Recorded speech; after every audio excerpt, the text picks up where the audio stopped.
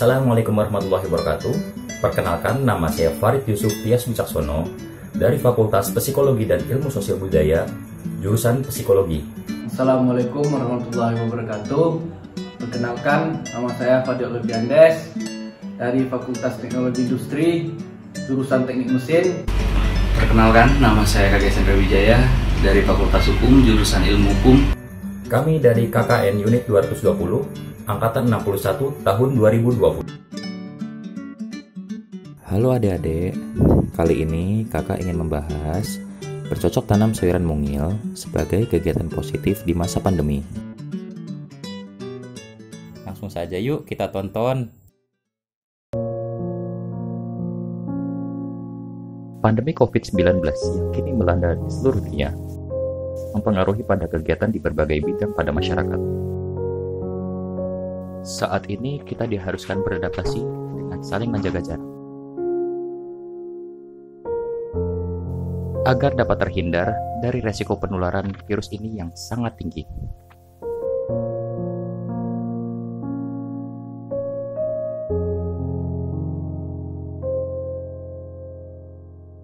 Berbagai tantangan seperti gelombang PHK, bayang-bayang akan kebangkrutan bagi para pedagang, serta perasaan jenuh dan bosan selama di rumah. Hal inilah yang saat ini dirasakan oleh masyarakat.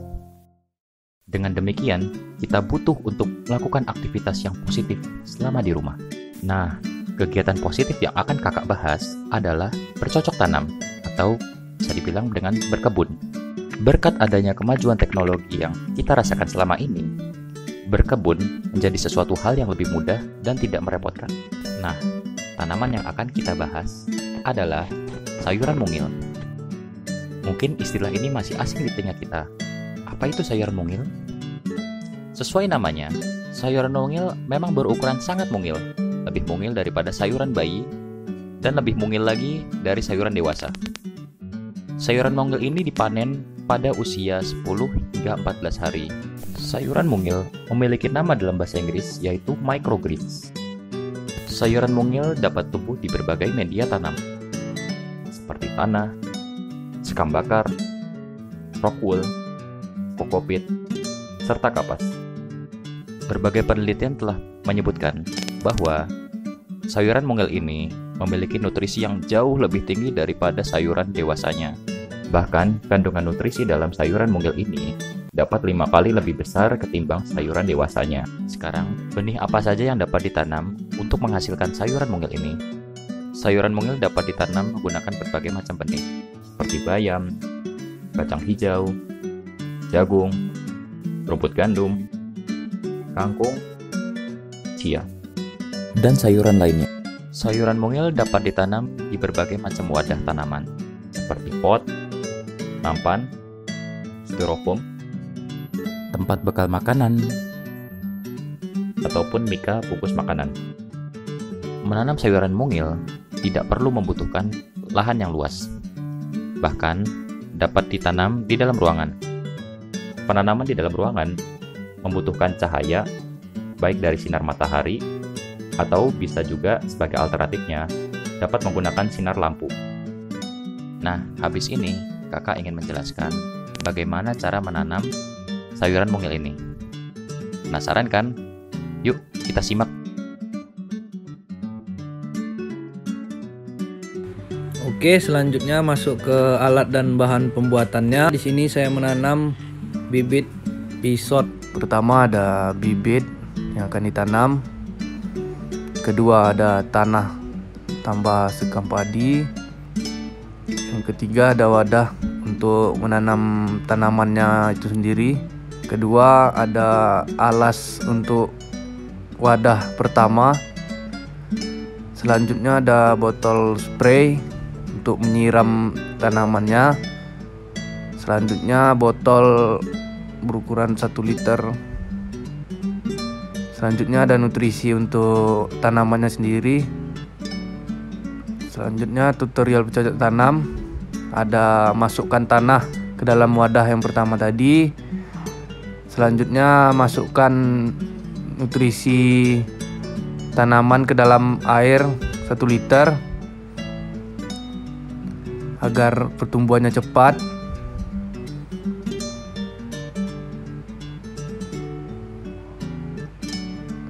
Selanjutnya tuangkan air campuran tadi ke wadah spray. Lanjut tuangkan air ke wadah kedua. Bolongi alas wadah pertama 3 atau 4 bolongan saja, nggak apa-apa. Selanjutnya letakkan alas. Selanjutnya rendam biji selama 3 atau 4 jam. Setelah dibiarkan 3-4 jam, taburkan bibit ke atas tanah secara merata. Selanjutnya pastikan biji tidak saling menimpa satu sama lain. Lanjut siram air ke bibit tadi secara merata. Selanjutnya tutup tanaman dengan kain dan dibiarkan di tempat gelap sampai dengan 2 hari. Selanjutnya tata cara perawatan tanaman. Untuk hari kedua, siram tanaman dengan air secara merata. Biarkan di tempat terbuka.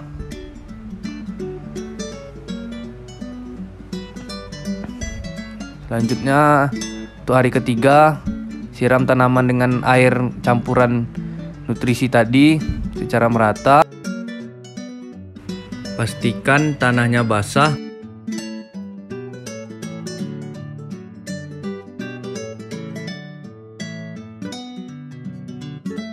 Untuk hari keempat dan seterusnya, siram air ke alas yang kedua dan kembalikan wadah ke atasnya. Kenapa yang dibasahin yang di bawah? Agar tanah yang basah nggak yang di atas saja. Dan setelah itu kita semprot sedikit aja. Untuk hari ke-5, 6, 7, dan 8 itu hanya perlu disilang-seling untuk air dan air biasa dan air campuran dari nutrisi yang sebelumnya. Jadi hari ke-5 air, hari ke-6 campuran air dan nutrisi, dan gitu seterusnya sampai bisa dipanen tumbuhannya. Oke. Ya, untuk pemanenan sendiri biasanya tumbuhan microgreen atau sayuran kecil ini umumnya membutuhkan waktu 1 minggu untuk proses pemanenan. Tapi di bibit yang saya tanam ini, di sini membutuhkan waktu 8-14 hari untuk proses pemanenan. Dimana cara pemanenannya itu dengan cara hanya memerlukan gunting, kita kumpulkan, lalu kita gunting aja langsung bagian batangnya. Dan jika sudah digunting, maka sayuran itu sudah siap untuk dikonsumsi.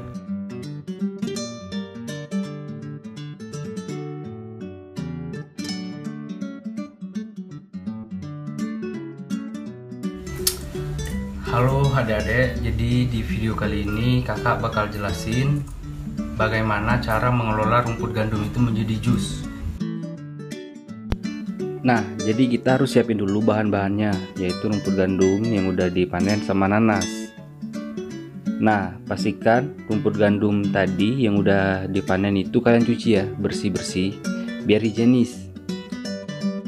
Terus jangan lupa juga tambahkan air, dan lalu tambahkan juga si rumput gandumnya. Nah, jus whitegrass ini memiliki segudang manfaat, yaitu melawan radikal bebas, memperbaiki sel tubuh, mencegah penyakit kanker, membantu proses detoksifikasi atau penghilang racun dalam tubuh, menurunkan kolesterol, menyeimbangkan gula darah, membantu proses diet, dan masih banyak lagi manfaat dari si jus whitegrass ini.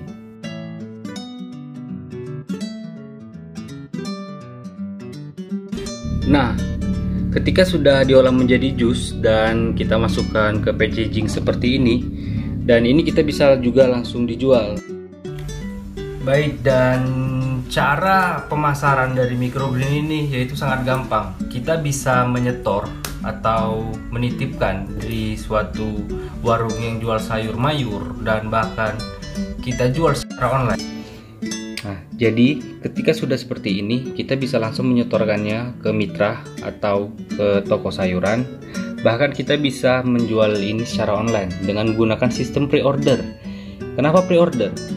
Karena sistem pre-order, ketika sudah ada orang yang order H-3 sebelum panen, jadi keadaan si sayuran mungil ini dia masih sangat fresh. Menanam sayuran mungil kan ada kegiatan, kesibukan bagi mereka yang hanya berdiam diri saja di rumah. Penanamannya sih seru ya, kalau seru dan mudah, dan bibitnya yang menjadi kendala sih nyari bibitnya, sama bahannya sih mudah didapat gitu. Oh iya, oke. Dan dilihatnya kalau udah jadi udah seru gitu lah. Itu rasanya gimana tadi bikinnya? Senang atau enggak? Tadi pas bikin tanamannya? Iya. Senang? Ada sedikit bau-bau lengur daunnya ya, tapi karena dicampur sama buah-buahan, buah apel terutama buah apel, jadi rasanya lebih sedikit manis. Iya. Efeknya gimana kira-kira? Efek setelah minum rumput gandum tadi itu? Mungkin efeknya kalau menurut kami sekeluarga itu perutnya menjadi lebih adem, lebih adem aja. Karena memang minumnya nggak terus-terusan ya Mas ya. Kalau kita hanya minum sekali, jadi nggak terlalu berefek gitu sama tubuh. Oh iya.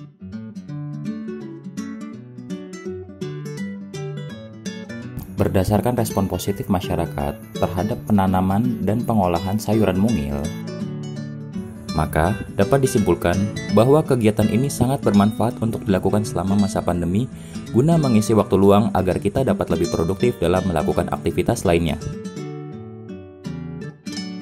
Pengolahan yang dapat dilakukan dengan sayuran mungil juga mampu memberikan peluang usaha baru bagi masyarakat terdampak PHK di masa pandemi ini. Sekian video dari kami. Jika kamu suka, silahkan klik tombol like di bawah. Dan jika ada pertanyaan, silahkan isi di kolom komentar. Terima kasih atas perhatiannya. Wassalamualaikum warahmatullahi wabarakatuh.